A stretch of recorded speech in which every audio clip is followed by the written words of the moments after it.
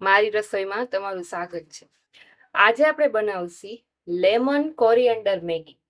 એમાં મેઇન જે બે ઇન્ગ્રેડિયન્ટ છે, લેમન એટલે લીંબુ જોશે અને કોરિએન્ડર એટલે કોથમરી જોશે. એનું થોડું પ્રમાણ વધારે જોશે. બાકી આપણે જે મેગી યુઝ કરશી, આપણે જે પીળી મેગી યુઝ કરી છીએ એ મેં 4 પેકેટ લીધા છે નાના. પછી એમાં સોયા સોસ જોશે 2 ચમચી રેડ ચીલી સોસ જોશે, લસણની પેસ્ટ જોશે, 1 લીલું મરચું જોશે, 2 કાપેલી નાની ડુંગળી જોશે અને મીઠું ને મરચાની ભૂકી. તો સૌ પ્રથમ આપણે શું કરશું, આ મેગી થોડીક અલગ રીતે આપણે બનાવશું. તો સૌથી પહેલા તો આ જે મેગી છે એને આપણે પાણીમાં બાફી લઈશું. આમાં આપણે પાણી મિક્સ કરશું, પાણીને ઉકળવા મૂકશી.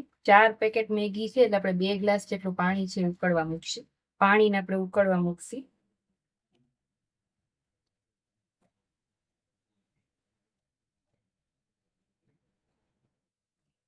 એક ઉભરો આવે એટલે આપણે એમાં મેગી એડ કરી દઈશું. હવે આપણે એમાં મેગી એડ કરી દઈશું આ રીતે.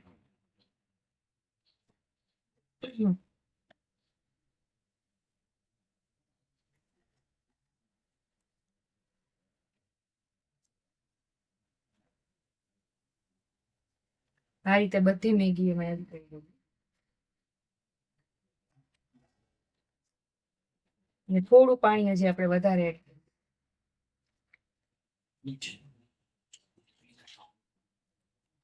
મેગી ડૂબે એટલું પાણી એડ કરી દઈશું.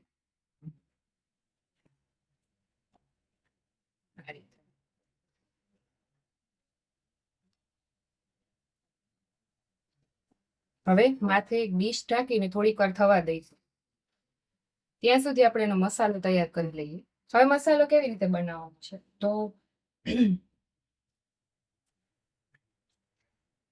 એક આપણે આ રીતે નોનસ્ટિક પેન લઈ લેશી.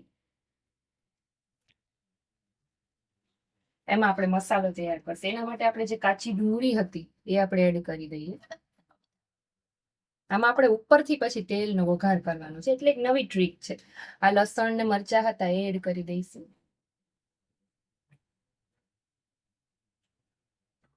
ત્યાર પછી સોયા સોસ છે એ એડ કરી દઈશું.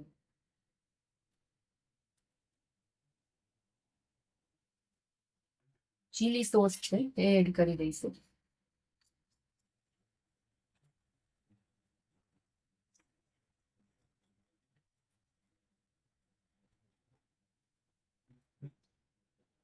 મેગી મસાલો જે મેગીના પેકેટમાંથી આવે છે એ આપણે એડ કરી દઈશું.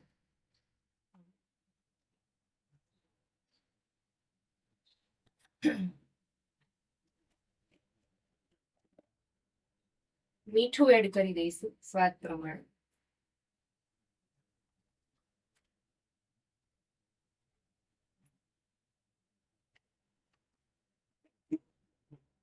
મરચાની ભૂકી એડ કરી દઈશું.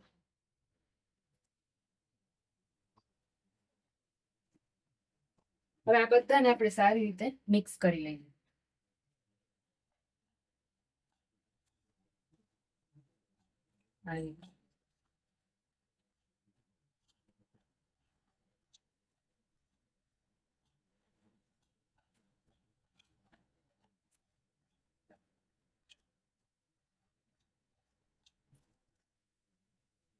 તમે જોઈ શકો છો કે મેગી છે એ એકદમ સરસ છે, એ બફાઈ ગઈ છે. હવે આપણે એને ચીપિયા અથવા તો કોઈ પણની મદદથી આપણે એને કાઢી લઈશું ને બધું પાણી છે એનું કાઢી લઈશું. તો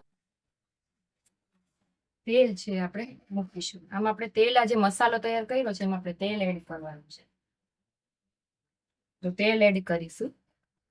ગરમ કરવા મૂકીશું આ રીતે.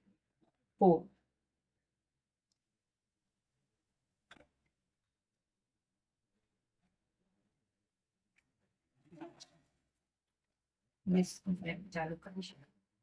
તેલ ગરમ થાય ત્યાં સુધી આપણે જે લીંબુ બાકી હતું એડ કરવાનું આપણે એડ કરી દઈશું. લીંબુના જે 2 ફાળા છે એ આપણે આ મસાલામાં એડ કરી દઈશું. મેઇન ઇન્ગ્રેડિયન્ટ જ આમાં લીંબુ ને કોથમરી છે. નામ જ એનું છે લેમન કોરિએન્ડર. ખૂબ જ સરસ ટેસ્ટ આવે છે. આ રીતે તમે મેગી ટ્રાય કરજો. સાદી રીતે મેગી તો તમે ઘણી વાર ખાધી હશે. આ રીતે બંને લીંબુના ફાડા છે આપણે એડ કરી દઈએ. જેટલી મેગી હોય એ પ્રમાણે તમારે લીંબુનો રસ લઈ લેવાનો. ઓછી હોય તો એક ફાળો લ્યો તો ચાલે, પણ વધારે મેગી છે એટલે 2 લીંબુના ફાડા લીધા છે.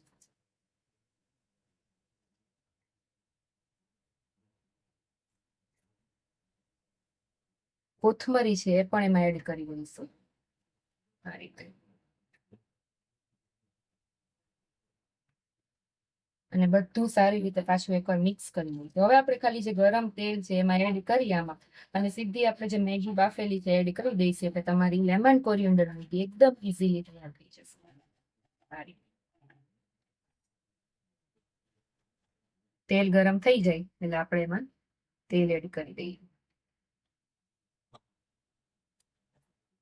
તો તેલ આપણું ગરમ સરસ થઈ ગયું છે. હવે આપણે ગેસની ફ્લેમ ઓફ કરી આપણે આને આ બાજુ લઈ લેશું. હવે આપણે આમાં જે બધું તેલ છે એડ કરીને તરત જ મેગી એડ કરી દઈશું. આ રીતે તમે તડકો લગાવશો એટલે મેગીનો સ્વાદ ખૂબ જ સરસ. તમે સાદી મેગી ખાતા હશો એ પણ ભૂલી જશો. હવે પછી તમે આ જ બનાવો. હવે આપણે જે બધી મેગી છે આપણે આ રીતે એડ કરીશું. પછી સારી રીતે મિક્સ કરી લઈએ. આ રીતે ચીપિયાની મદદથી બધી મેગીને સારી રીતે મિક્સ કરી લઈશું. મસાલો છે નીચે ન બેસે, બધી મેગીમાં સરખો આવી જાય.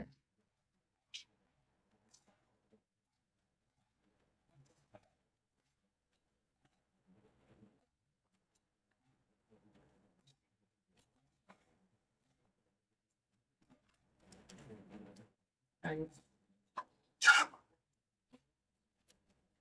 રીતે મેગી આપણી બધી સારી રીતે મિક્સ થઈ ગઈ છે. હવે આપણે એને સર્વ કરી લઈએ. તો તૈયાર છે આપણી લેમન કોરિએન્ડર મેગી. ખૂબ જ લેમનના સ્વાદ સાથે ખૂબ જ સરસ લાગશે. તમે પણ ઘરે જરૂરથી એકવાર ટ્રાય કરજો અને મને કમેન્ટ કરીને કહેજો કે તમને આ રીતનો મેગીનો સ્વાદ કેવો લાગ્યો. મારી રસોઈમાં વધુ એક નવો વિડીયો સાથે મળશે. ત્યાં સુધી મને રજા આપો. Thank you.